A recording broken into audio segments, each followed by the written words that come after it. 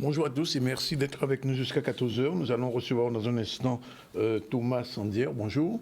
Bonjour. Il est directeur territorial de l'ADI et sera accompagné de Mme Élie Guiogou, qui est responsable du CECAS des Abîmes et de la fédération aussi des CECAS. Un peu plus tard, on aura Bert Parfait, ingénieur INRA retraité, mais qui nous parlera du Friapin, puisque l'instant Friapin continue dans le ZCL. Un peu plus tard, Victor Nanette, président de Ligouaflore, sera aussi notre invité. Et puis on va terminer avec José Thiolopin, la chroniqueuse ZCL de Metz et l'Habitude. Sinon, l'actualité, et on va commencer par là dans un instant, c'est le pôle logistique du CHU qui est toujours en grève. On croyait que ce mouvement était terminé, mais visiblement, il y a encore des choses à mettre en place. Signature d'une convention pour les bénéficiaires du RSA entre le conseil départemental et France Travail, ça concerne l'ADI un petit peu, je crois aussi, on en parlera.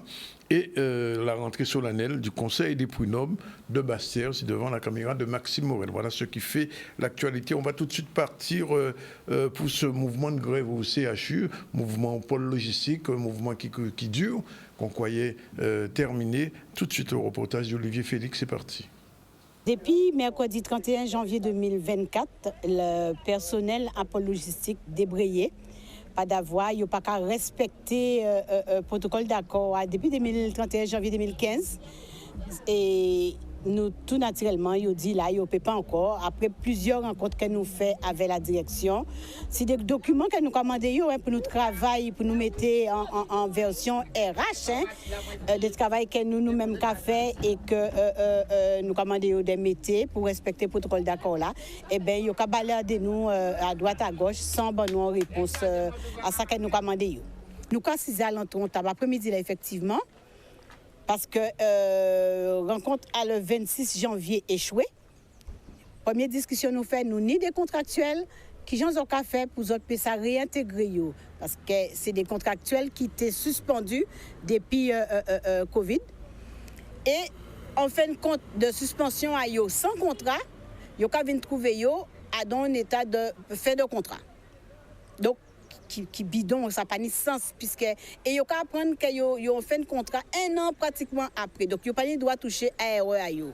Donc c'est mon ça et par exemple on a dans yo nous fait calcul là si pour la direction payer parce qu'il pas touché ARE, c'est droit à il cotiser pour ça, yo ni a bay au moins 40 000 euros. Il a pas ni pont rien c'est la solidarité à peuple là qui a porté encore si bic là qui a permettre de vivre petit moins décemment en attendant qu'il y aurait intégré. Et bien là nous au combat aussi pour ça pour yo puisse réintégrer puisque certains j'ai réintégré. Concernant manger là, nous faisons manger jusqu'à hier midi puisque yo te font production vendredi pour jusqu'à lundi. Donc lundi midi les malades mangeaient. Mais il faut comprendre que là où en grève parce que pour eux tout va bien et ils pas qu'attendre et malheureusement pour aboutir pour arriver à fin obligé bander chaîne là. Donc les patients mangeaient puisque c'est Monterrand qui baillot manger hier soir qui peut-être baillot manger aujourd'hui là mais en tout cas nous avons veillé à ça que patients manger et que pas ni comprendre en tout cas nous pas ni retour c'est que les médecins que nous connaissons toujours les mêmes qui appellent ZIAO c'est qui commandé mais en tout cas nous en lien avec personnel là dans CHU là et au PPE aussi et yo ka dit nous pour l'instant yo pas vraiment manquer à matériel là puisque nous livrions en conséquent vendredi.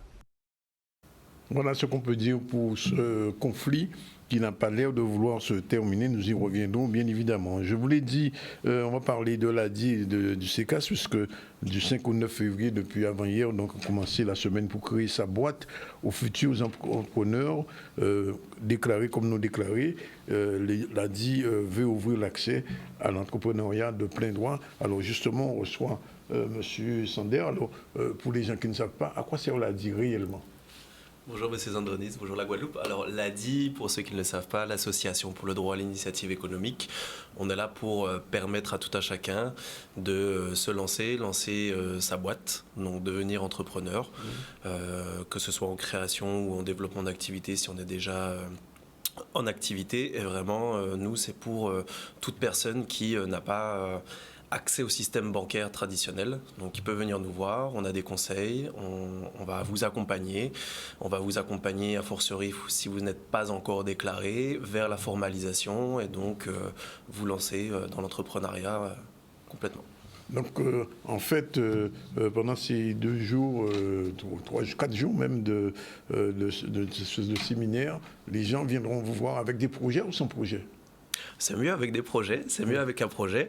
Ils peuvent venir nous voir partout sur le territoire. On a plusieurs actions depuis lundi jusqu'à donc vendredi, avec un projet de création d'entreprise.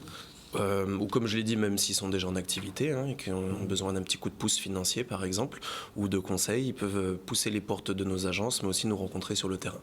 Oui. Et aujourd'hui, c'est compliqué de créer une entreprise en Guadeloupe parce qu'on dit qu'une entreprise, elle tient bon pendant 5 ans ou pas. Après 5 ans, on sait si elle va tenir ou si elle va disparaître. C'est vrai, on peut même dire 2 ans. Ah, maintenant c'est 2 ans. Ouais, on s'est réduit à 2 ans. Ça dépend un petit peu. C'est vrai qu'il y a eu beaucoup d'études qui ont été menées. Et effectivement, on voit que les entrepreneurs qui sont accompagnés, en tout cas par nous, accompagnés et conseillés par l'ADI, au bout de 2 ans, ils sont toujours en activité. On a quasiment 9 personnes sur 10 qui sont toujours en activité. Donc le taux de pérennité, c'est comme ça qu'on l'appelle, est assez élevé et c'est vraiment encourageant. C'est pas évident de se lancer, effectivement. Il y a beaucoup de freins qu'on peut se mettre soi-même, beaucoup de freins institutionnels.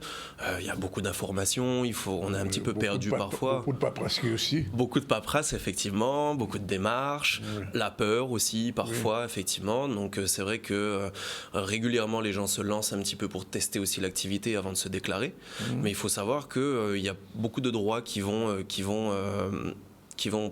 comment dire, être mis en place avant l'immatriculation. Donc nous, vraiment, on est là pour conseiller les gens, les accompagner. C'est avant la CCI, en fait. Vous êtes juste avant le stade avant la CCI. On peut dire ça, on est complémentaires. Le CFE, enfin, ce qu'on appelle le CFE. On est complémentaires. Oui. Oui, on va vous conseiller pour que vous vous immatriculiez au bon moment. D'accord. Parce qu'il y a beaucoup de personnes qui viennent nous voir, qui nous disent, voilà, j'ai mon projet, j'ai mon activité, je suis déclaré, qu'est-ce que je peux faire? Et finalement, en fait, le fait de s'immatriculer tout de suite, ça peut vous fermer certains droits. Oui. Donc, il faut vraiment ne pas hésiter à nous contacter. On va pouvoir vous conseiller pour vous immatriculer au bon moment, vous lancer et vous aider à vous lancer. Alors, l'autre aspect, c'est que beaucoup d'entreprises en Guadeloupe, ce sont des entreprises, j'ai envie de dire, avec une seule personne qui travaille. Ce sont des très petites TPE. Est-ce que, du point de vue de l'ADI, ce que vous accompagnez, vous avez le sentiment qu'elles arrivent à tenir la route? Oui, heureusement. C'est vrai que c'est ce pourquoi on est là. On se bat tous les jours pour aider la population guadeloupéenne à tenir le cap jusqu'au bout. Vraiment, quand on pousse les portes de l'ADI et qu'on bénéficie des services de l'ADI, il n'y a pas de limite de temps, il n'y a pas de durée, il n'y a pas de date de fin. Oui. Donc on est toujours là, on pourra toujours se rendre disponible pour vous conseiller, vous accompagner si vous, en tant qu'entrepreneur, vous avez des questions. Alors, je prends le cas d'un jeune, par exemple, qui a envie de créer une entreprise, mais qui n'a pas encore de choix particulier. Quels sont les secteurs, entre guillemets, porteurs aujourd'hui? Je dirais la restauration, toujours. La restauration? La restauration, toujours. Plus que l'agricole? En tout cas, à notre niveau, c'est plus fréquent que les gens viennent nous voir pour la restauration. Oui. Mais on est très présent aussi dans le secteur agricole. Oui. Il y a un réel besoin dans le secteur agricole, de toute façon. Ça, on ne va pas se cacher. Oui. Donc, vraiment, beaucoup de secteurs. On a aussi les prestations de services générales. C'est vraiment les secteurs où on va accompagner le plus de personnes de manière générale. Alors, il y a une autre question que je vais vous poser. C'est la question qui revient souvent. Hier, on en parlait avec une technicienne. C'est la question du numérique aujourd'hui dans l'entrepreneuriat. C'est-à-dire que depuis le Covid, on sait très bien que beaucoup de gens étaient confinés, ont été obligés d'utiliser contre leur volonté même le numérique. Mais est-ce qu'au niveau de l'ADI, vous êtes conscient de ça et qu'il y a une petite aide? Parce que je prends un cas concret, souvent dans un autre domaine, par exemple à la CAF, on demande aux gens aujourd'hui maintenant de pianoter, des gens qui n'ont jamais eu cette habitude. Effectivement, c'est vrai que ça peut être un peu compliqué, les gens peuvent être perdus, alors on va pouvoir les accompagner à un minimum, on ne va pas faire les démarches pour eux, mais on va les conseiller pour leur expliquer comment ça se passe exactement. Il faut savoir que le numérique, il y a beaucoup de personnes qui se lancent dedans, il y a beaucoup de monde, de plus en plus de personnes qui sont vraiment représentées sur Internet. Et j'ai même envie d'aller plus loin et dire que c'est même nécessaire dans la société où on est. On a des ateliers cet après-midi, par exemple, notamment dans le cadre de notre semaine des actions que l'on organise sur le territoire. Nous avons à 14h à notre agence à Pointe-à-Pitre un atelier initiation au marketing digital, par exemple. C'est un atelier gratuit. Oui. Vous pouvez venir cet après-midi à 14h et donc on va vous expliquer pendant 2 heures comment être présent sur Internet et développer votre marketing en ligne.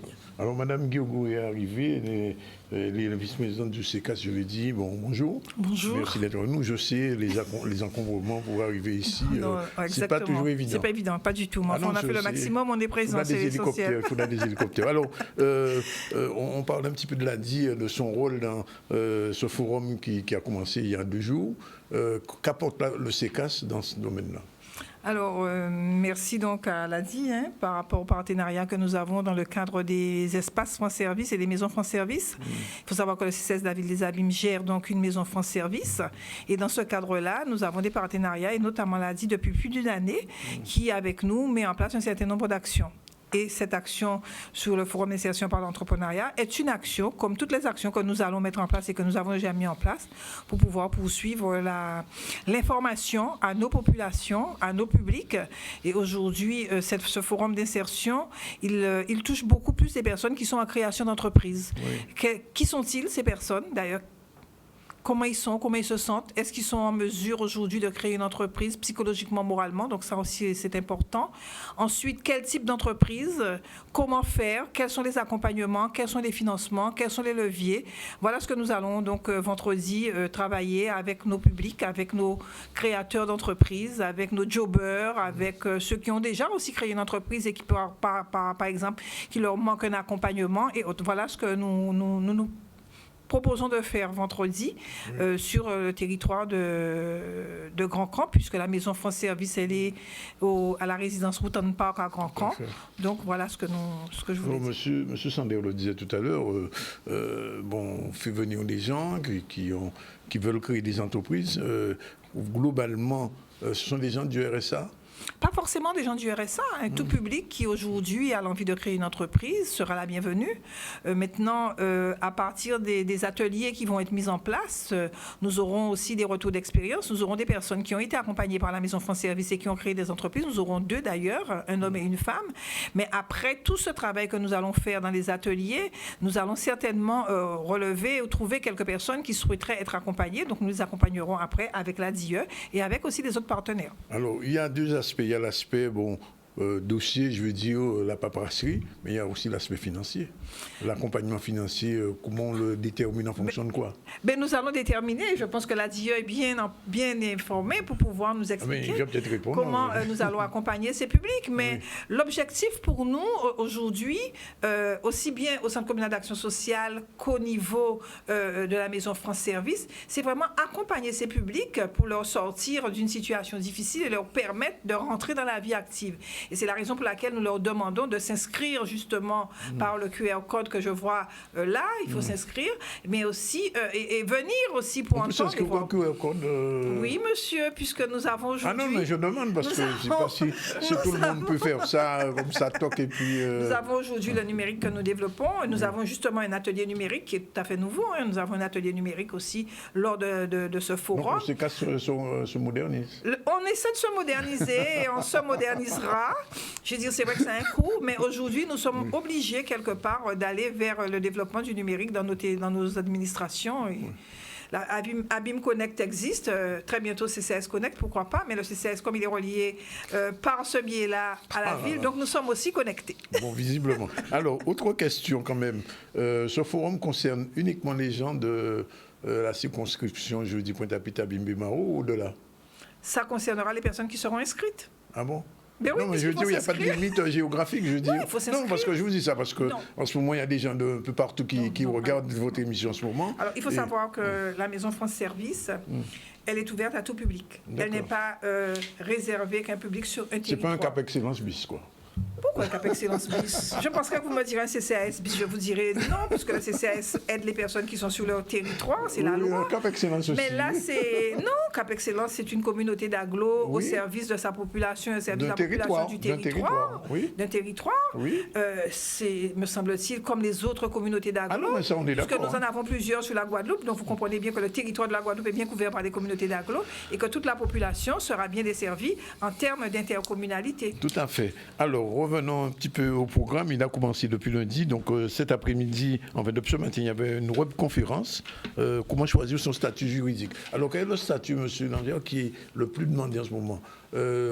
Micro-entrepreneur, SASU, SAS? Oui, c'est plus l'entreprise individuelle. Ah bon, finalement, ce sont des entreprises individuelles. Oui. Le statut entreprise individuelle, auto-entrepreneur est beaucoup plus facile. C'est plutôt pour les petits projets. Il y a des avantages de micro-entrepreneur, entreprise individuelle? Il y a des avantages déjà en termes de paperasse, qu'on en parlait tout à l'heure. La paperasse est beaucoup plus allégée. On peut faire la déclaration, l'immatriculation en ligne sur le site de l'INPI directement. Oui. C'est quelque chose qui est quand même assez rapide. Il y a beaucoup moins de formalisme que de faire une société avec des en termes d'URSSAF, comment ils sont pour les micro-entrepreneurs? Alors, les micro-entrepreneurs doivent déclarer leur chiffre d'affaires tous les mois, tous les 3 mois sur leur espace en ligne, autoentrepreneur.ursaf.fr. Oui. C'est obligatoire. Même si vous ne déclarez pas, vous ne faites pas de chiffre d'affaires, il faut quand même déclarer 0. C'est obligatoire. Et donc, là, au niveau de la fiscalité, vous devrez payer l'URSSAF en fonction de votre chiffre d'affaires. Oui. Pour la TVA, c'est pareil? Oui. Oui.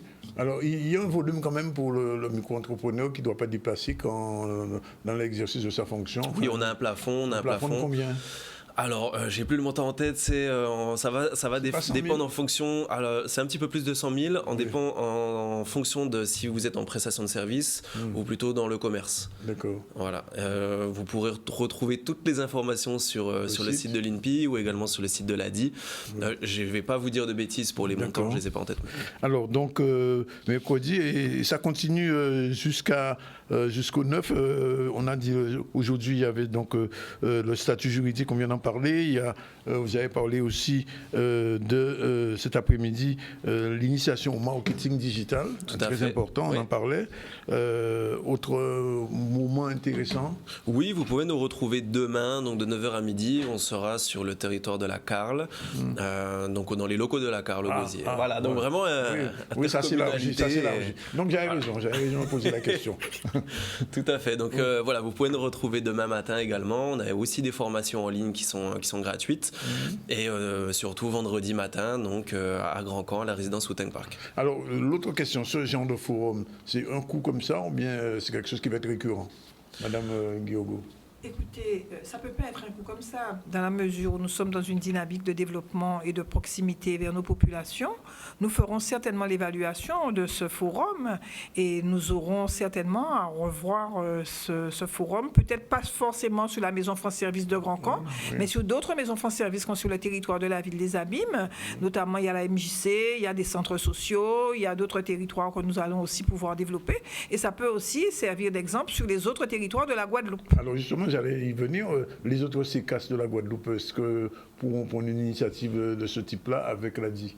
Alors, par exemple, si on prend un CCAS de Bastia, je pense, il faut savoir que les CCAS, avec l'Union départementale des CCAS, notre objectif, justement, c'est de partager nos expériences pour pouvoir les développer sur d'autres territoires. Donc, c'est une expérience qui se fait sur le territoire de Grand Camp, enfin, le territoire de CCAS des Abîmes. C'est un laboratoire, oui, mais c'est ça, le CCAS. Ce sont des laboratoires d'expérience et ces expériences que nous faisons, quel que soit le CCAS là où nous sommes positionnés, aussi bien dans l'Hexagone qu'ici, à partir du moment où nous pouvons développer cette action sur nos territoires, eh bien nous le faisons parce que l'UNCAS a aussi sa banque d'expérience. L'Union départementale des CCAS, nous avons aussi des expériences que nous menons sur nos territoires.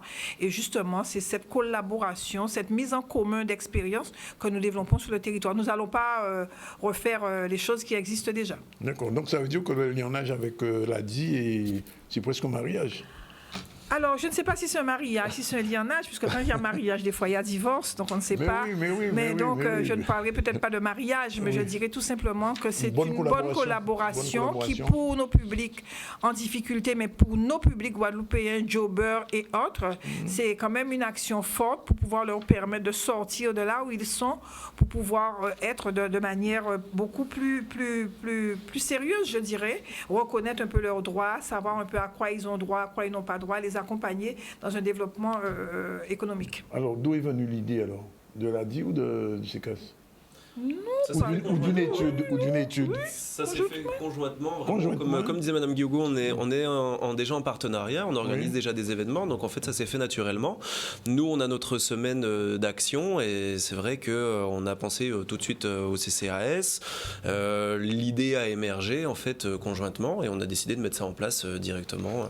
Non, on travaille ensemble. Excusez-moi, on travaille ensemble depuis un moment parce qu'il ne faut pas oublier que l'ADI fait le microcrédit pour les entreprises et les CCAS font le microcrédit social. Donc déjà par ces deux biais-là, nous travaillons déjà ensemble depuis un moment. Oui, je disais que tout à l'heure, il y a une signature hier d'un document avec le conseil départemental. Donc ça rejoint un petit peu cette dynamique. On développe aujourd'hui au maximum les actions de proximité sur les territoires par rapport à ces publics qui sont isolés, ces publics qui sont défavorisés. Et c'est ce que nous appelons aujourd'hui aller vers. Alors, il est 12h54, on va terminer. Je vous demande juste à chacun un mot aux jobbers qui nous regardent en ce moment, aux gens sans emploi, aux futurs petits chefs d'entreprise ou micro-entrepreneurs. Qu'est-ce que vous avez envie de leur dire avant de quitter? Alors, moi, j'ai envie de leur dire que l'ADI lutte contre le gâchis des talents. Vous avez votre talent, le capital ne doit pas être un frein, la peur ne doit pas être un frein pour entreprendre. Vous avez, tout le monde a un talent, tout le monde peut se lancer. Vous pouvez venir nous voir pour avoir des conseils, pour avoir une aide financière. Vous pouvez pousser les portes de l'ADI, vous pouvez nous retrouver sur adi.org, sur Internet, sur notre page Facebook ADI Guadeloupe et également sur le terrain comme cet après-midi ou encore vendredi. Dernier mot, Mme Guiogo. Tout simplement dire à nos porteurs de projets et leur donner une opportunité aujourd'hui de sortir de l'ombre et de vouloir bien venir chercher les renseignements pour pouvoir développer leur structure. Et je rappellerai aussi que la Maison France Service est là pour justement être en proximité et très bientôt nous allons avoir sur le territoire des permanences avec les impôts, puisque les impôts c'est aussi un partenaire et comme la déclaration d'impôts c'est très bientôt, donc nous aurons aussi ce partenariat et ces permanences pour les impôts. Le rendez-vous est pris donc jusqu'à vendredi 9. Les gens qui nous écoutent et qui vous ont regardé ont encore la possibilité de s'inscrire avec le QR code qui paraît s'ils ont un portable, bien sûr, et si leur portable fonctionne sur le QR code. Voilà. Merci en tout cas d'être venus tous les deux. Et puis on souhaite bonne chance aux gens qui viendront à ce forum de l'insertion et de l'entrepreneuriat et surtout que les entreprises se créent et continuent. Merci, c'est surtout ça l'important. Ils se pérennisent, c'est ça la difficulté. En tout cas, merci d'être venu. En tout cas, merci à vous et puis à vendredi. Canadi sera certainement présent. On espère, 12h56, voilà. Merci, au revoir. Merci beaucoup. Bon. Voilà, il est déjà 13h02. Nos deux prochains invités sont là. Madame Berthe Parfait, bonjour. Bonjour. Elle vient dans le cadre de l'instant Fruits à Pain. On va en parler justement. Elle a des nouvelles recettes à nous donner. Et M. Victor Nanette, président de l'IGUAFO, qui est partenaire de la bataille des saveurs. Alors, on va commencer d'abord par Mme Parfait. Je disais sur l'autre semaine que l'année Fruits à Pain, finalement, elle continue. Oui, elle continue effectivement. Il y a divers aspects dans l'utilisation du fruit à pain déjà. Divers aspects au niveau de la conservation également. Donc moi, je parle surtout de la conservation du fruit à pain. C'est-à-dire que... Je ne savais pas qu'on conservait le fruit à pain. Mais justement, c'est ce que je suis venue proposer. Oui. Le fruit à pain, c'est un produit saisonnier. Oui, bien Et sûr. quand il n'y en a plus, bien, moi je propose de conserver pour en trouver quand il y en a plus. Il faut pas le conserver au congélateur. Ah non, sans dépense d'énergie aucune. Ah, si on le met au congélateur, une tranche on a coupée, on met au congélateur, ça ne tient pas. Ça tient au congélateur. Oui. Il y a même d'autres méthodes de conservation avec mes parents quand j'étais petite. Maman conservait le fruit à pain dans de l'eau. 2 jours. Dans de l'eau, carrément. De l'eau froide. Oui. Elle changeait l'eau chaque jour parce qu'il ne faut pas que l'eau soit chaude. Oui. Et ça se conservait 2 jours, ça tenait la route, oui. à température ambiante. Mais les autres méthodes de conservation sont souvent, comment dire, il faudrait utiliser de l'énergie. Oui. Congélation, réfrigération, et même atmosphère contrôlée. comme à Trinidad, dans D'accord. les pays de la Caraïbe. Oui, j'ai vu qu'en Jamaïque, on vendait des fruits à pain Oui, en sous conserve. sachet, oui, En c'est vrai. conserve. Mhm. Alors, quelle est la méthode que vous préconisez, vous? Alors moi, je propose une méthode où on utilise de l'eau, du sel, pour faire une saumure et on permet à ce fruit à pain, disons qu'on permet à des bactéries qui sont sur le fruit à pain de se développer, de produire de l'acide lactique et c'est l'acide lactique qui conserve en fait. Au bout de combien de jours? Au bout d'une semaine, on a un produit fermenté. Et oui, mais alors, le fruit à pain qu'on a conservé à ce moment-là, Alors on met ça on conserve dans un récipient de fermentation oui. et ce récipient de conservation. Alors, qu'est-ce que vous appelez récipient de conservation? Alors, c'est souvent, vaut mieux un bocal en verre plutôt qu'un récipient en verre. On a fait le vide ou pas? Non, pas du tout. Non, même pas. Simplement, on met le fruit à pain à l'abri de l'air. D'accord. Avec de l'eau, on remplit le bocal. Si on prend un bocal de 1 litre ou 2 litres, hein, D'accord. avec joint, le bocaux, en tranchant quand même. en morceaux de fruit à En pain. morceaux, oui. On met de l'eau et du sel. Le sel, c'est la quantité de sel, c'est la quantité d'eau et de fruits à pain qu'il y a dans le bocal. Oui. Donc 3%. Plus c'est gros, plus il faut un petit peu plus de sel, mais bon, disons 3%, ça suffit. On ferme le flacon au bout de 24 heures pour permettre aux bactéries lactiques qui sont sur le fruit à pain de se multiplier. Oui. Et il y a des bactéries qui utilisent l'oxygène qui est présent. Si vous voulez, il y a comme une suite de flore qui s'établit, Oui. de telle manière à maintenir le produit dans un état d'anaérobiose. Les bactéries lactiques où il n'y a plus d'air, les bactéries lactiques qui sont là produisent de l'acide lactique et le produit se conserve plus de 2 ans. Jusqu'à? Plus de 2 ans. Plus de 2 ans. Alors, quand on le sort des bocaux, comme on voit là en ce moment, il est en quel état le fruit à pain? Il est blanc, il ressemble à du fruit à pain, Oui, mais simplement il est acide. Il est devenu plus spongieux. Non, pas du tout. Il a conservé sa texture. Oui. Simplement, il est acide. Acide il parce est qu'il acide. y a eu production d'acide lactique. Oui. Les bactéries ont utilisé l'amidon, c'est un sucre, Oui, oui, bien sûr. transformé l'amidon en acide lactique. Oui. Et c'est l'acide lactique qui conserve. Donc le produit, il n'a plus le même goût qu'un produit frais. Oui. Il est un peu acide. Alors, qu'est-ce qu'il faut? Il faut le laver? Il faut simplement laver. Vous savez, en plus c'est salé, parce qu'on a mis 3% de Mais sel. oui, justement, j'allais vous dire. Alors vous faites comment vous faites pour la morue? Oui. On dessale? Oui, on dessale la morue. On dessale la Mais morue. c'est bien ce que je vous posais là comme question. Voilà. On dessale la morue, on dessale le fruit à pain. Oui. Ça ne dure pas longtemps, hein. On dessale et puis après on cuit comme un produit frais. On peut faire même de la poudre de fruits à pain avec, comme ça. Comme, oui. On peut utiliser toutes les sorbets chauds d'eau. Je n'ai pas etc. essayé tout ça, mais j'ai essayé en farine. Alors, farine, ça va? Oui, alors j'ai 2 méthodes, moi. J'ai la méthode avec la saumure dans de l'eau. Oui. Et j'ai une méthode, par exemple, je m'étais dit, pourquoi ne pas faire un gratin de fruits à pain? Alors, qu'est-ce que j'ai fait? J'ai découpé le fruit à pain en lamelles. D'accord. J'ai pris du sel, j'ai mélangé avec le sel, mais j'ai pas mis d'eau. Donc, j'ai Sans eau. sans eau. J'ai mélangé dans un bocal, hein? Toujours dans le bocal, mais il faut remplir le bocal pour qu'il y ait le moins d'air possible. D'accord. Et puis, au bout d'une semaine ou quand je veux, dans 2 ans ou 3 ans, je peux utiliser mes fruits à pain. Simplement, je reste. Et puis, je fais du gratin, je peux faire des chips, je peux faire ce que je veux. Oui. Et pareil, au goût, c'est toujours pareil. Il faut te dire qu'un produit qui est transformé n'a jamais le même goût qu'un produit frais. Oui. Donc, il est un peu acide. Oui. Mais l'acidité lactique, ce n'est pas une acidité qui est aussi agressive que le vinaigre ou le donc citron, c'est en fait. supportable. C'est supportable, voilà. D'accord. Et en plus, ce qu'il faut dire aussi, l'acidité lactique vient de bactéries qui sont utiles, qu'on retrouve dans notre flore intestinale, Oui. qui a sous notre peau, sous les feuilles d'arbres, de végétaux. Donc, ce sont vraiment des bactéries qui sont utiles. Oui. Ce qui fait que, je peux vous dire, moi, j'aime bien récupérer le dépôt au fond du bocal. C'est un dépôt blanc Oui. qui est composé de fécules de fruits à pain et de bactéries lactiques. Et un dérangement intestinal me permet de... Je lutte contre un dérangement intestinal en prenant un petit peu du dépôt, une cuillère, je dilue dans l'eau et c'est bon. Alors, je vous ai dit tout à l'heure que j'ai vu qu'en Jamaïque, on mettait des fruits à pain vraiment en conserve. Donc, Oui. on le vendait comme des sardines, comme des haricots, etc. Mais sous atmosphère contrôlée. Ah là, c'est sous atmosphère Oui, contrôlée. du CO2 et de l'oxygène. Mais il y a une teneur spéciale pour ça. Oui, on n'est pas encore arrivé à ce stade. Ah non. Parce que là aussi, c'est une dépense d'énergie. Il faut du CO2, il faut Oui. trouver de l'oxygène en bouteille, non. Donc vous Là, avez moi, une c'est démarche température ambiante. écolo. Vous avez une démarche écologique. Écologique. Protection de Ça la dépend nature. d'énergie. Oui. Bien. Alors, sinon, bon, puisque je sais que vous êtes diététicienne, je crois. Non, je travaillais à l'INRA. À l'INRA.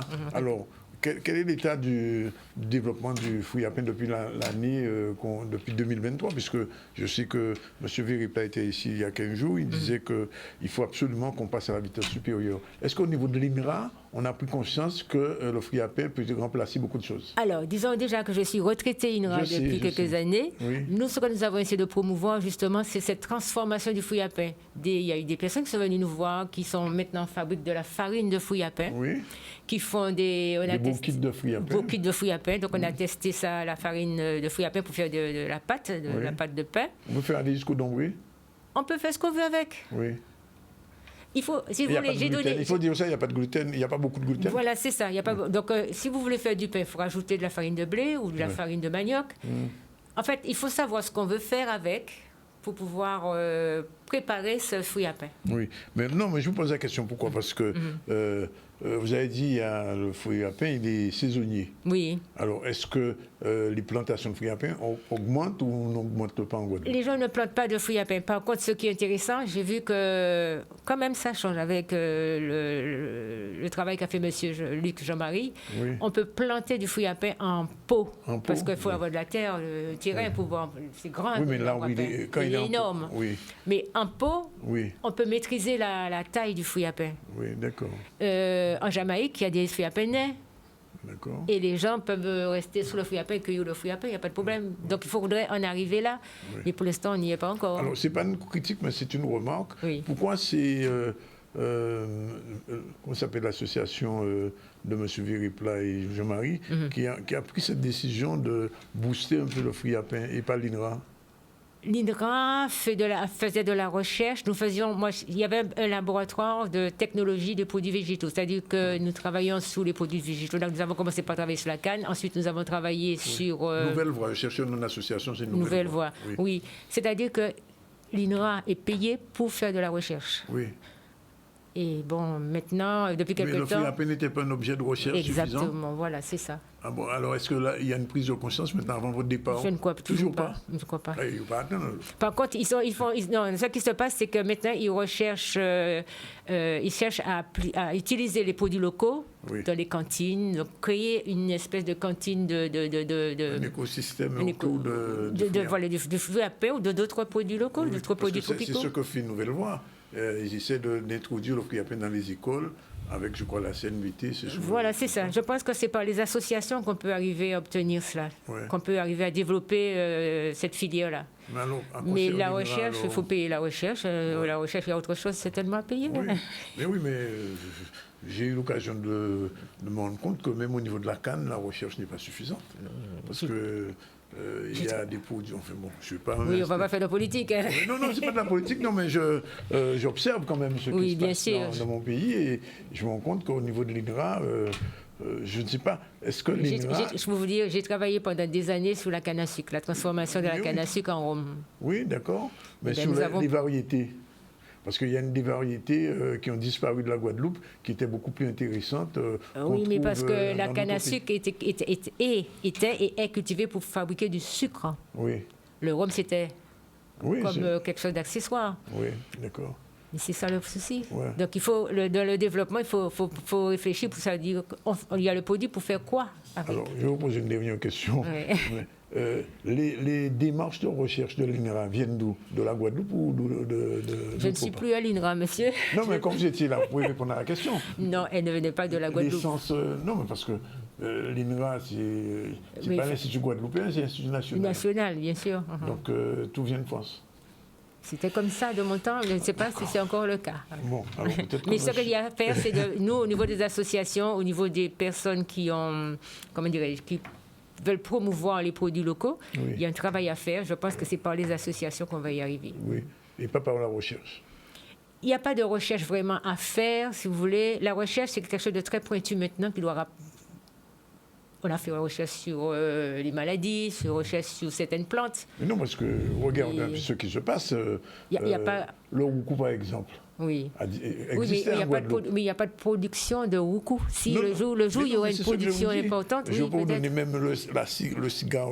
Un moment, l'INRA a refusé de développer le tabac ici. Il y a quelques... Vous n'étiez pas Oui, encore mais ça, c'est pas là-dessus, connu. non, Ou bien, c'est pas j'ai connu, lu ça, là. non, mais je me suis renseigné quand même. Oui, oui. Ils ont refusé de développer l'utilisation du tabac pour nous faire de la cigarette ici. Et plein de produits. alors. Oui, mais n'est-ce pas, si vous voulez, il faudrait voir les élus, hein, voir un petit peu quel projet pour la Guadeloupe, qu'est-ce qu'on veut développer. Voilà, c'est surtout ça, c'est Mais surtout ça. si vous voulez, nous, au niveau recherche, quand il y a le projet, Oui, on On vous peut- donne le projet clé en main et vous le développez. il faut nous financer pour le développer. Je pense Oui, que il faut c'est surtout ça financer, le oui. problème. Oui. Oui, on va pas quitter le domaine, on va parler avec M. Nanette, puisqu'il est président de l'Iguaflore. Deux petits mots déjà, c'est quoi l'Iguaflore, pour les gens qui ne savent pas? Oui, je dis bonjour quand même aux téléspectateurs et à tout le monde. Donc l'Iguaflore, donc le cycle déjà, c'est...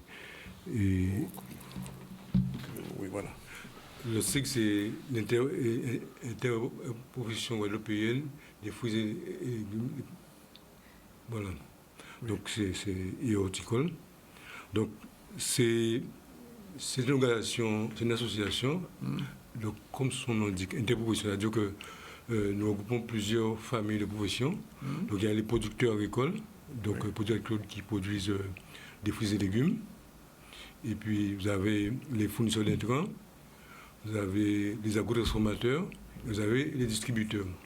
Donc l'idée, c'est de mettre en adéquation tout ce monde-là, c'est-à-dire que Les producteurs jusqu'à la les distributeurs, c'est-à-dire que c'est pour qu'il y ait une planification, c'est-à-dire que les distributeurs connaissent le marché et donnent aux producteurs des informations sur qu'est-ce qu'il faut produire, quelle quantité, et les producteurs font leur planning de production pour qu'il y ait une fluidité pour satisfaire la demande de Alors, est-ce du que... marché. Mais ça, c'est l'objectif. Oui.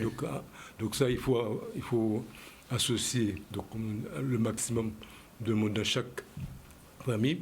Donc nous avons actuellement, pour les familles, les producteurs, nous avons les organismes producteurs, les 4 organismes producteurs de la Guadeloupe, SICAPAG, SICALISé, Caïmelonier, Il y a Iguavi SICAFEL. aussi. Il y a Iguavi aussi. Iguavi, c'est une autre interprofession, c'est pour la viande. Oui. Nous, ça veut dire que Iguaflore et Iguavi, c'est les mêmes choses. Nous, c'est pour les fruits et légumes. Deux secteurs différents. Voilà, des acteurs pour la viande. Et donc, nous avons les supermarchés, certains qui sont avec nous. Donc, nous avons fait tout ce monde-là et pour arriver au fur et à mesure à l'objectif visé. Alors, est-ce que aujourd'hui, la filière, on est satisfait du fonctionnement de la filière? Donc, comme je vous dis, je dis qu'on veut atteindre l'objectif qu'on n'a pas atteint, c'est-à-dire qu'on ne peut pas encore satisfaire, c'est-à-dire qu'on fait le maximum pour... Qu'est-ce qui manque? C'est-à-dire que c'est convaincre le maximum de professionnels de la démarche, tant que du côté des producteurs que du côté des distributeurs et des agrotransformateurs. Donc, plus d'interprofession, on dit représentative, plus il y a la profession est bien représentée dans la famille, plus le fonctionnement va... Parce qu'il faut que... pour qu'il y ait une planification veut dire qu'il faut mettre en place des règles. Oui. Parce que s'il n'y a pas de règles, ça va marcher. Mais pour imposer des règles, il faut qu'une majorité soit d'accord avec les règles. Donc c'est ça. Alors, sur ce que disait tout à l'heure Madame sur le fouillis à pain, qu'est-ce que vous avez ajouté? Sur le fouillis à pain, c'est un grand débat, le fouillis à pain. C'est-à-dire que tout le monde parle de fouillis à pain comme on parle de la mangue, histoire de... il n'y a pas... Non, mais sauf qu'il y a quand même depuis quelques années, parce que sauf seulement depuis 2023, puisque l'association Nouvelle Voie existe depuis longtemps, on sent quand même qu'il y a une volonté de faire avancer un petit peu le fouillis à pain en Guadeloupe. Oui, mais ça fait partie de notre job, qu'on peut dire. Donc, nous, c'est produire... Bon, je sais que dans les produits commercialisés par nos partenaires, le fouillis à pain fait partie, mais pas encore transformés. Ça ne rentre pas dans le périmètre de l'Iguaflore? Si, actuellement, il y a des fruits à pain commercialisés, mais fruits à pain brut, il n'y a pas encore. Est-ce que la production est. Parce que il faut, quand on veut commercialiser, il faut produire. Oui. Il faut qu'on puisse trouver à n'importe quel moment. Oui. Le fruit à pain, c'est Oui. peut-être ça le souci. Oui, parce qu'il y a une volonté de planter Non, maintenant. mais les arbres à pain. il y a des producteurs qui commencent à planter. Il y a déjà des bonnes plantations. On ne peut pas dire que c'est encore suffisant, mais il y a des plantations qui sont en cours et ça se développe. Je pense que d'ici quelques années, on aura une belle production de fruits à pain. Alors, au niveau de l'Iguaflore, qu'est-ce qui fonctionne bien? Au niveau de... dans ce rayon-là, je veux dire, quelle est j'ai envie de dire, est-ce que c'est plus les bananes, les ignames, etc. Quelle est la production qui est là? Nous avons plusieurs productions puisque il y a des productions qui sont déjà en position satisfaisante, telles que tomates, laitue, concombre, pastèque, melon. Même le concombre? Oui, parce que je vois les prix des concombres, oui, ça monte et ça descend. On sait qu'il y a une bonne saisonnalité, mais globalement, on est à plus de 60% de satisfaction du marché en concombre, tomates, laitue, melon. Donc on n'est pas à 100%, mais et l'ananas? Comment? L'ananas. L'ananas, on a un peu moins, puisqu'il y a quelques difficultés au niveau de la production d'ananas qui se sont révélées ici derrière. Puisque l'ananas était bien représenté, mais techniquement, il y a des problèmes techniques à résoudre pour pouvoir avancer encore dans l'ananas. Pareil pour le citron? Est-ce que le citron, tous les agrumes, on a connu la période du citrus green. Oui, il y a une période où ces agrumes-là étaient attaqués. Oui, là on commence à trouver des solutions, donc c'est en train de repartir, mais vu le coup qu'on a eu, ça... Alors, l'autre question, monsieur l'Iguaflore, avant de parler de la bataille des saveurs, c'est qu'on parle de plus en plus d'une agriculture propre, c'est-à-dire sans produits phytosanitaires. Est-ce qu'au niveau des grands flores, on peut dire qu'aujourd'hui, je ne parle même pas du bio, je parle uniquement de l'agriculteur normal?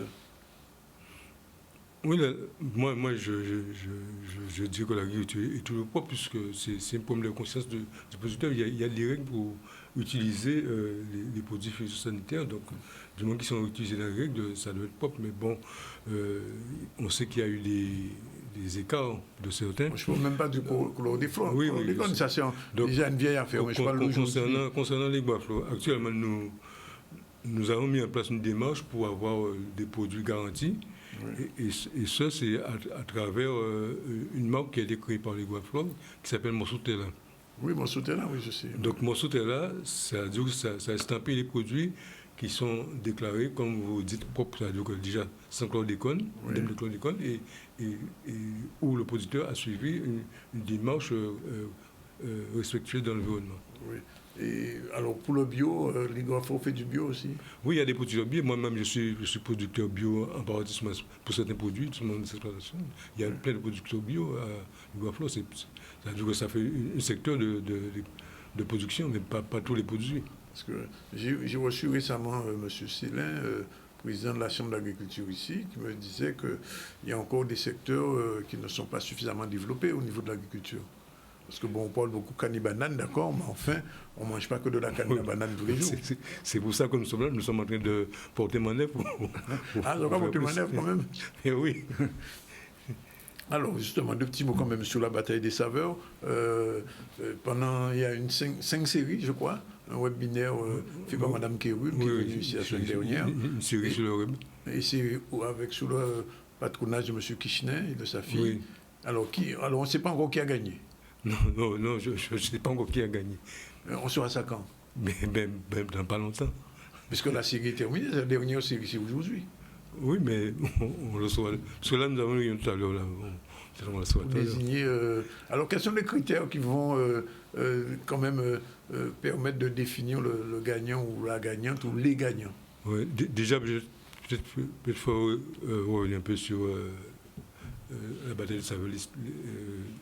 Qu'est-ce que ça fait? Qu'est-ce que c'est, quoi? Parce que, en fait, comme je le disais au début, c'est que les Guaflor, pour son essence, c'est pour aider à mettre en adéquation la distribution. Vous leur avez donné les produits pour la cuisine, hein, c'est bien ça. C'est mettre en adéquation la production et la distribution. Oui. Donc, nous voulons développer la consommation. Et donc, la balade des saveurs, c'était dans le cadre de promotionner les produits du terroir. Oui. Nous avons lancé ce concours de cuisine avec des influenceurs, des gens qui utilisent beaucoup les réseaux sociaux. Mais qui ne se connaissent pas en cuisine. Oui. Donc, un concours de cuisine, donc ça a plusieurs aspects, de faire connaître aux gens les produits locaux et aussi d'apprendre la cuisine lorsqu'ils regardent la... Il y a du fouillapin en fait dans... Oui, il y a enfin, j'ai pas vu, j'ai regardé d'autres séries, j'ai pas vu beaucoup de fouillapin. Il y a tous les produits. Donc ça permet aux gens de connaître, en regardant, c'est de connaître les produits et d'apprendre à les cuisiner aussi. Oui. Donc c'est ce que les Guaflor a voulu en lançant cette série. Bataille des saveurs avec la réalisatrice, Madame Kéroul, qui est très bien dans ce qu'elle fait. Oui. Donc ça permet de réaliser un très joli travail qui permet de promotionner nos produits. Oui. Et donc celui qui va gagner, bon, je ne sais pas, il aura un prix, tout ça, mais au niveau de la cuisine qui sera faite, enfin le plat qui sera honoré, qu'est-ce que ça va devenir quoi, un plat référentiel pour les Guaflor aussi? Ben peut-être c'est une idée. On n'a pas encore réfléchi à tout ça. Peut-être il faudra qu'on définisse là-dessus, puisque après on peut imaginer une suite à cette série pour aller plus loin. Bien, ben on attendra les résultats. J'espère qu'on les aura. C'est dans la semaine? Oui. Dans la semaine, on aura les résultats et on saura qui a gagné la bataille des saveurs et la bataille du fouillapin. Comment on appelle ça? Confit? Comment Lactofermenté. Lactofermenté. Oui. Donc le mode d'emploi est disponible où? Parce que vous l'avez expliqué là, mais les gens qui... Oui, au niveau de l'association, ils ont des plaquettes avec le mode d'emploi. Dans Nouvelle-Voie? Oui, Nouvelle-Voie. Alors les gens qui sont intéressés peuvent s'adresser à Nouvelle-Voie pour, voilà, c'est ça, pour lacto-conserver leur fouillapin. Voilà. Mais en tout cas, merci pour ces bonnes nouvelles et merci aussi M. Nanette. Pour les Guaflor, on espère qu'ils nous gagnent et que nous pouvons gagner là Kevin Bueno. Oui, tout à fait. Kevin avait manqué. Vous serez les premiers avertis. Voilà, merci de votre intervention. 13h26, on prend la deuxième et dernière pause. On va retrouver tout à l'heure José Turlopin. Mais c'est l'habitude, mais aussi on va faire le focus de la journée, le proverbe du jour et aussi le focus sur Akiyo. Ce sera dans un petit instant. Ouais. Adoré. Voilà, il est exactement 13h32. Nous sommes déjà avec José Turlopin. Bonjour. Bien, bonjour Danick. Tout bien ramassé bien? Assurément. Une question, peut-être là, Marie, là, c'est qui Jean-Jaude là? Alors, pas en coiffe, sont en tête développée. Oui, sont tête développée, en tête Marie? Non, en bas, en tête développée, mais en bas, il y a une petite inspiration. Il y a une petite gamme quand même. Absolument. En bas, il y a une petite inspiration à la tête Zambo. Zambo, c'est peut-être à Madame Jock. Ah, d'accord. Madame Jock. Donc, il n'y a pas vraiment de Zambo, mais il y a un petit fraisé à un Zambo. Bon, qu'est-ce que c'est un Zambo? Parce que la coiffe Zambo, c'est coiffe femme en politique t'es capotée. Son création à femme politique. En Guadeloupe? Ah oui, absolument. Ouais. Donc, c'est femme Jock, femme. Mettez-vous à côté sans quoi nous qui brûlons. C'est femme Gaïa, d'accord. On revient à l'actualité. On a déjà parlé du pôle logistique du CHU en grève avec Olivier Félix. Et là, maintenant, on va voir la signature de la convention pour les bénéficiaires du RSA. C'est parti. Nous venons de signer une convention avec France Travail pour accompagner les demandeurs d'emploi. Un accompagnement global, puisque vous savez, lorsque vous êtes en situation de chômage, pour retrouver un travail, il peut y avoir plusieurs freins. Des freins économiques, des freins de formation, des freins sociaux, psychologiques, mais également familiales. Il se peut que vous ne pouvez pas retrouver un travail parce qu'il y a un problème de logement. ou encore parce que des problèmes de déplacement, vous n'avez pas le permis ou encore le transport ne permet pas, ou encore c'est des problèmes psychologiques. Certaines personnes qui sont en situation de violence conjugale. Cette signature elle est extrêmement importante pour le territoire. C'est finalement une alliance de travail entre le conseil départemental et France Travail, donc Pôle emploi devenu France Travail, au bénéfice finalement de la population et en particulier des bénéficiaires du RSA. Ces travailleurs, ils vont écouter, ils vont mettre en place un parcours avec ces différentes personnes pour leur permettre de sortir de cette précarité et être en situation d'emploi.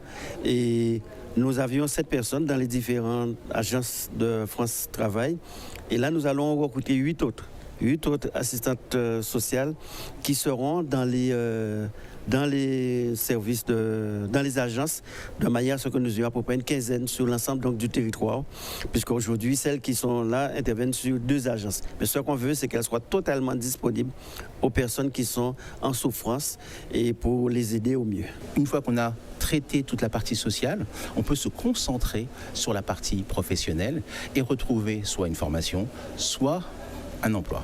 Et on l'a vu avec cet accompagnement global, on a pu ensemble, finalement, en regroupant nos forces, on a pu augmenter notre capacité d'accompagnement de ces bénéficiaires du RSA ici en Guadeloupe, plus de 32% par rapport à l'année 2022, et avoir davantage de résultats.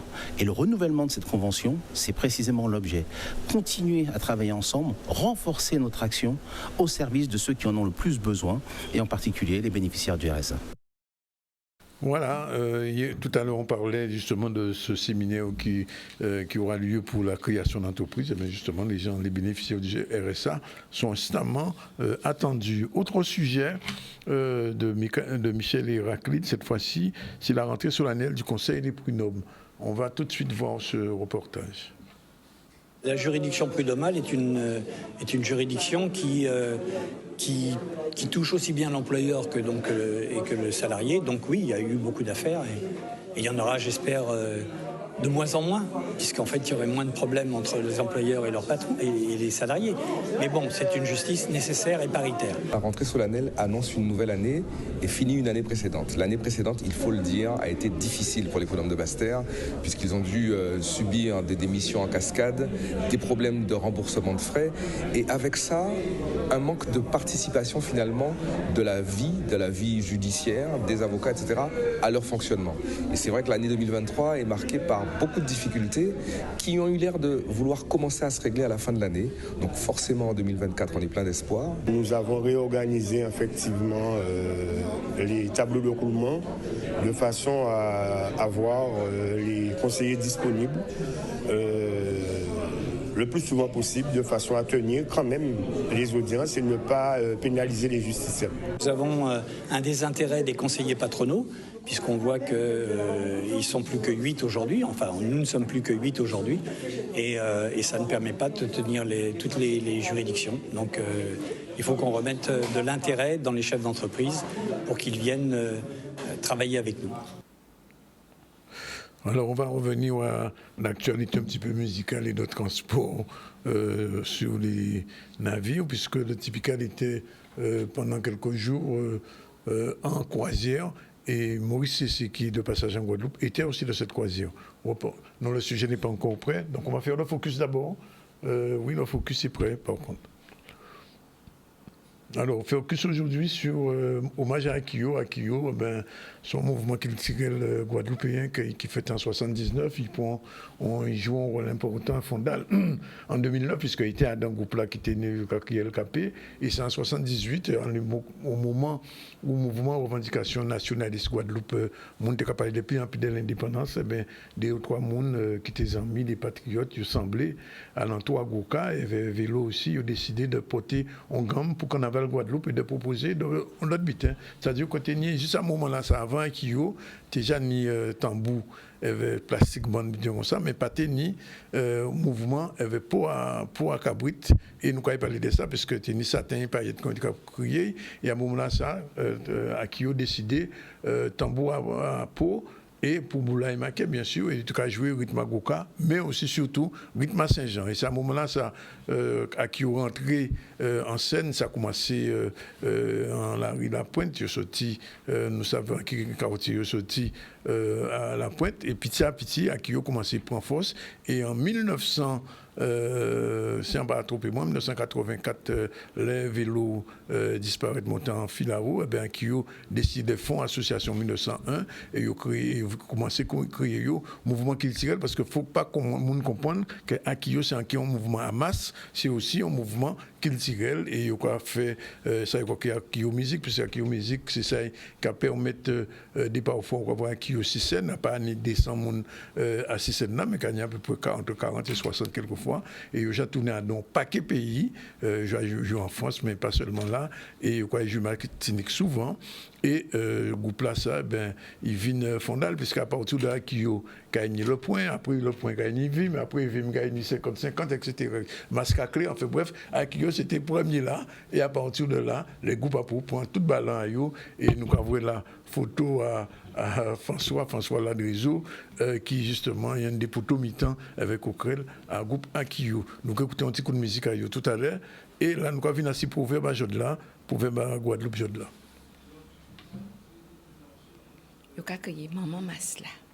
Voilà, acte et conséquence, le proverbe du jour, à pas main joue feuille tomber en de l'eau, il n'y a pas même jour, comme on dit, pas même jour feuille tomber en de l'eau, il a pourri, c'est-à-dire les actes, quand il y a une conséquence à eux, tout ça on va faire, on joue l'autre, qu'on dit l'autre boucle là, tout butin son butin. Par rapport à ton butin. Par rapport à notre butin, exactement. Proverbe tiré, le proverbe créole longtemps. On dit pas, on dit, c'est un ouvrage à M. Martin Merrill. Est-ce que le clé, oui. Alors, on peut voir le sujet de Maurice Cessé, c'est parti.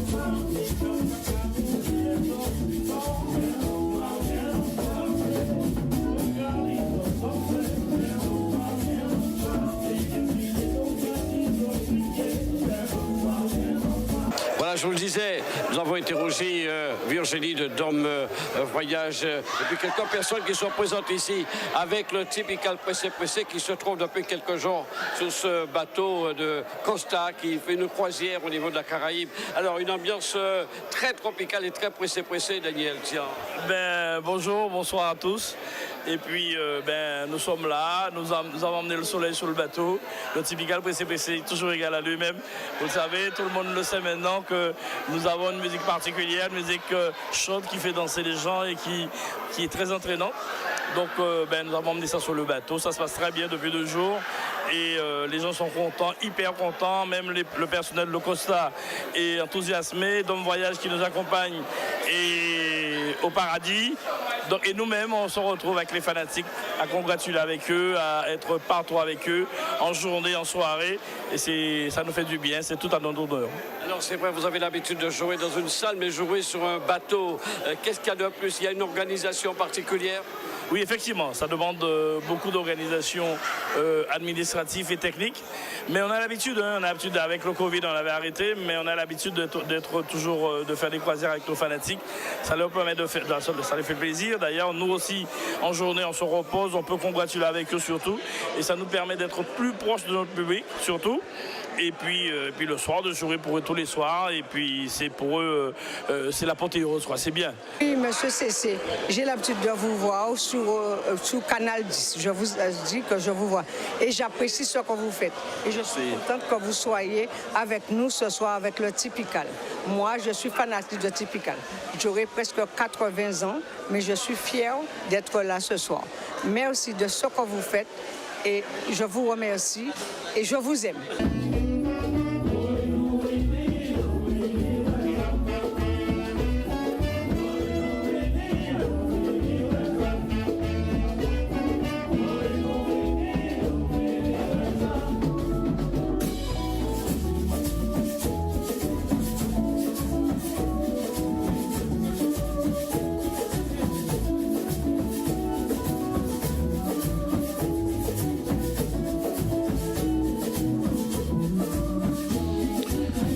Ben, c'était typical, précis. Est-ce qu'on aimait typical?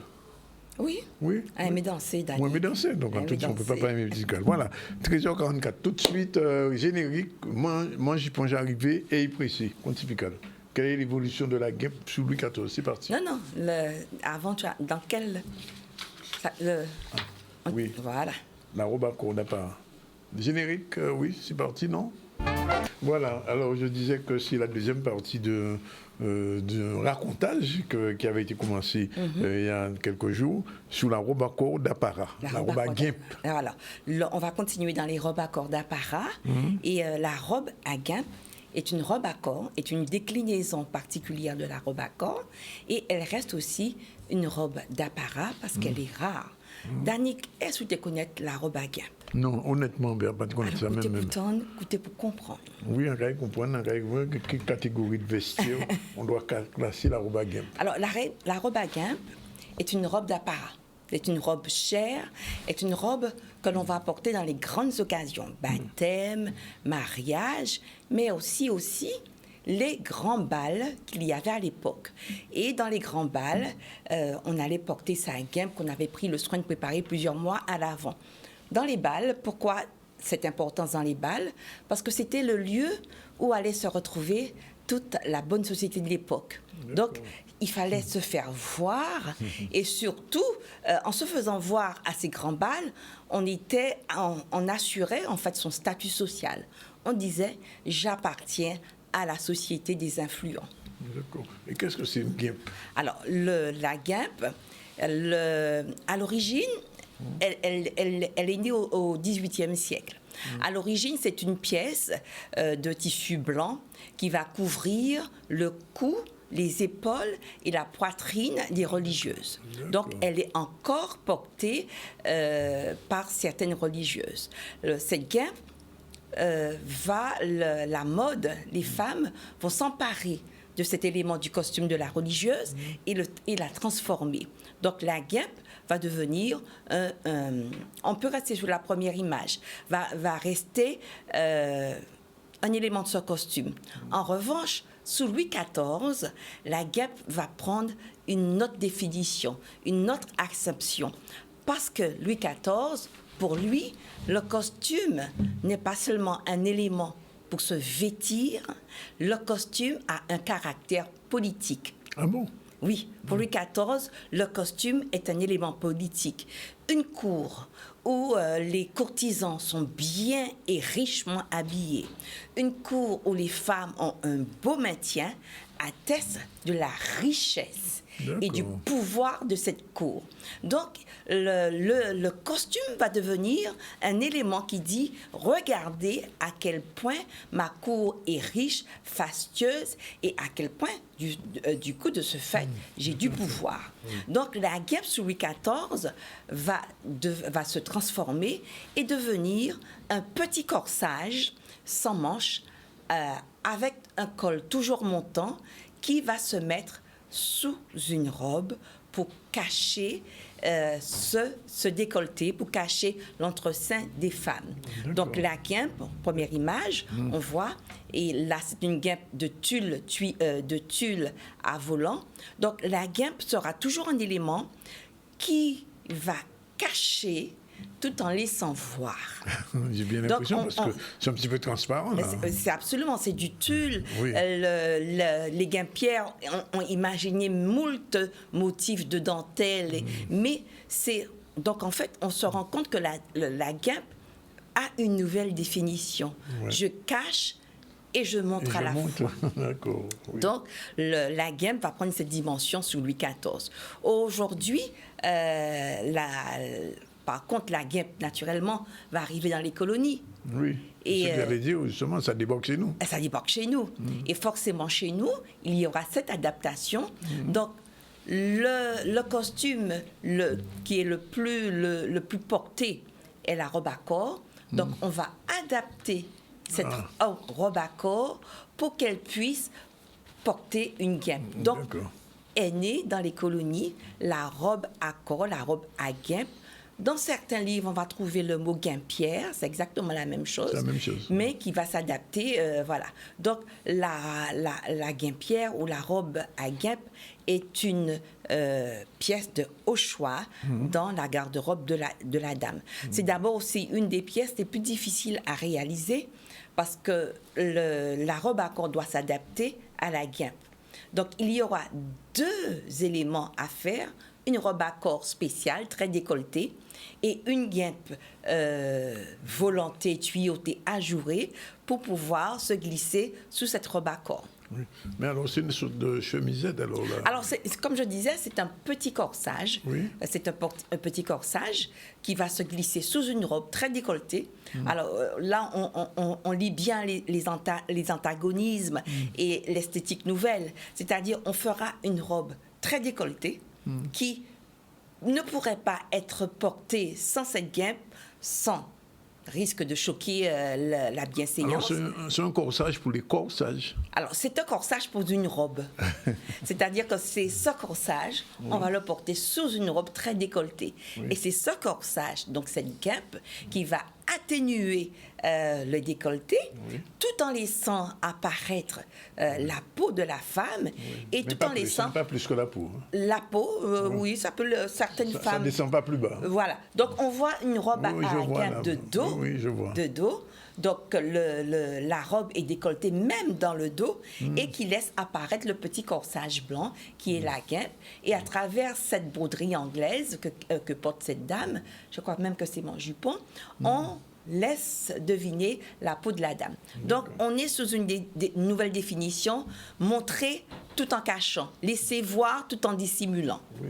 Alors, je vois que c'est guimpe à col brodé. Alors, il y a la guimpe plastron ou la guimpe à col. Donc, en fait, la guimpe a toujours un col parce qu'elle va, pour faire apparaître les dentelles, les volutes de dentelle sur la robe, donc le cou sera complètement caché, dissimulé sous ces volutes de dentelle. Donc, du coup, comme c'est une robe qui est déjà richement travaillée, elle va se porter avec peu de bijoux, donc très peu de collier. Ah oui, parce qu'on voit pas le cou. Mais oui, très peu de collier, mais une broche qui sera généralement portée au centre de la robe. Par contre, la répartition des bijoux sera faite autrement. Oui. Donc, du coup, comme vous voyez, très peu de collier. Voilà. Comme il y a peu de collier, je vais axer mes bijoux sur de très grosses boucles d'oreilles. Donc ici, la dame va porter des tétés négresses. Et les poignets, généralement, sont cachés par un ruissellement de bracelets. Donc la répartition des bijoux est faite autrement lorsqu'on porte la robe à guimpe. Donc c'est vraiment une très belle robe que l'on porte pour les grandes occasions, et j'encouragerais... On en fait toujours. On en fait toujours sur demande, mais j'encouragerais vraiment toutes les couturières qui m'entendent aujourd'hui de se pencher sur la réalisation de cette robe particulière, parce que, mesdames, ma foi, osez la guimpe pour les grandes cérémonies et les grandes fêtes. Vous serez à la fois très correcte, tout en étant très sexy. Alors, il y a des accessoires qui accompagnent la guimpe. La guimpe, alors la guimpe, comme c'est une robe de cérémonie, va se porter impérativement avec une coiffe de cérémonie. Donc, à l'époque, on portait souvent la coiffe calandée. Donc, la coiffe calandée, c'est la coiffe très plissée.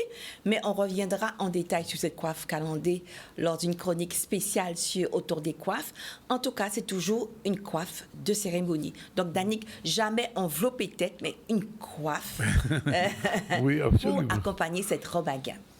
Ok, bon, ben, on a noté et on a vu la robe à guimpe que toi-même tu portais. Que moi-même je portais. Mais alors, juste une question. La guimpe, elle est vraiment accrochée à la robe? Non, ce sont deux éléments. Ah, ce sont deux éléments différents. Pas, Danick, deux éléments distincts. Ah bon, donc, on peut enlever la robe. Et elle se sépare, c'est-à-dire que... Alors, si j'enlève la guimpe, qu'est-ce qui se passe? Je suis trop décolletée, donc je choque la bienséance. D'accord. Voilà. Bon, je ne vais pas l'enlever. Voilà. Mais par contre, en revanche, je peux me faire une autre guimpe. Et comme ça, ma robe a une nouvelle dimension. Effectivement. Et la gamme se fait toujours en blanc. Hein. Toujours en blanc, Oui. de façon à la faire ressortir sur le tissu coloré de la robe. La robe à guêpe est toujours réalisée dans des tissus onéreux et soyeux parce que c'est un costume de cérémonie. Pas de madras, c'est uniquement tissu uni. Uni, c'est pour bien faire ressortir cette gamme blanche. Merci Manjipon pour ces explications. J'espère pour les femmes qui nous regardent, oui. Je vais finir par un petit proverbe. Comme toujours. Bel jipon, veut pas dire belle manière. Je vous laisse méditer sur ce Bel jipon, bon, bref, je ne vais pas commenter. Parce que je rappelle que nous avons aussi Manjipon. Ah, c'est vrai, oui. Bel jipon, veut pas dire belle manière. Alors, Manjipon, est-ce qu'il veut dire belle manière? Ah, Manjipon, c'est en gomme. Oui, Manjipon, c'est la quintessence des gommes. Donc, mais que là où on capote bel jipon, ça veut dire, si on capote bel jipon, faut faire attention à manière. Absolument.